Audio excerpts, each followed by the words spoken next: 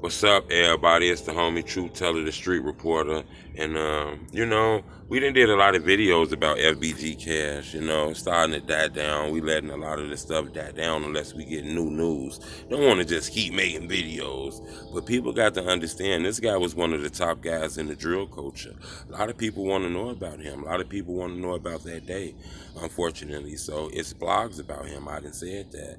I understand it's touchy, it's fresh, it just happened, but people been asking me what's the temperature. I'm not gonna lie, it's been very sad.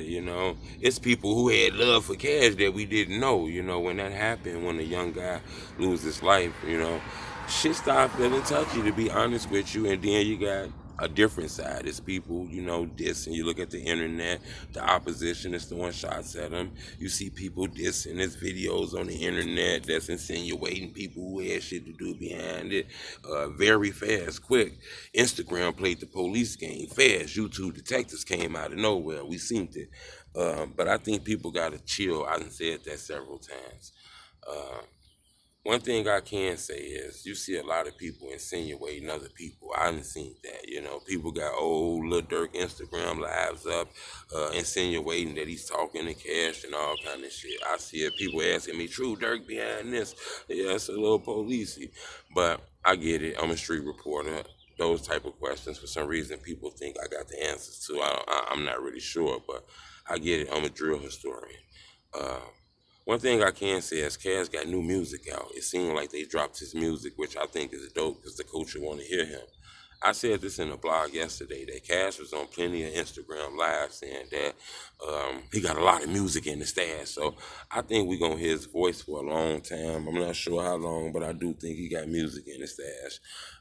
One thing I can say, though, that still right now I think is a little crazy is that, uh, just the culture of the killings of the rappers in Chicago. It's to the point now where if you get a million views, you got to view yourself as an op. You can't really be moving around out here like you want to move. Shit is very suspicious out here, especially with the whole FBG count. I was always surprised why these guys wasn't boom, blew all the way up because their story has been told for millions of different bloggers from in the basement to big platforms from Vlad TV to Say Cheese TV to some of the biggest platforms ever. But I didn't see them on some of them big platforms. Recently, the No Jumpers and shit reached out. But I always felt like these guys' story was made for a movie.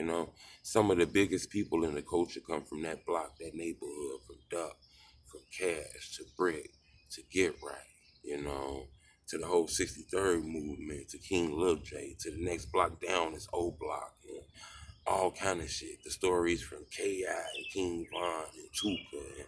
And, I just always felt like, you know, the internet exploited 63rd a lot, to be honest with you. I do feel like that, but I can understand it because there's just so much crazy, wild shit that just came from that area that it was hard for people not to touch on it, But whether it was hard or not, it was exploited, But that area I found crazy. It's millions of people in Chicago. Man, I mean a lot of communities, but for some reason the internet is just locked in on that community and picked people out and made them stars.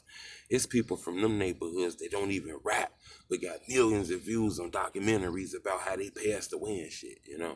So I always found that amazing, man. I want y'all to subscribe to my YouTube channel. I'm gonna keep you updated on this because this news about Cash dropping, day to day. And I understand it's touchy, but he's a drill legend, and people want to know about it. But subscribe to my YouTube channel. It's the homie Two Teller Street Boy.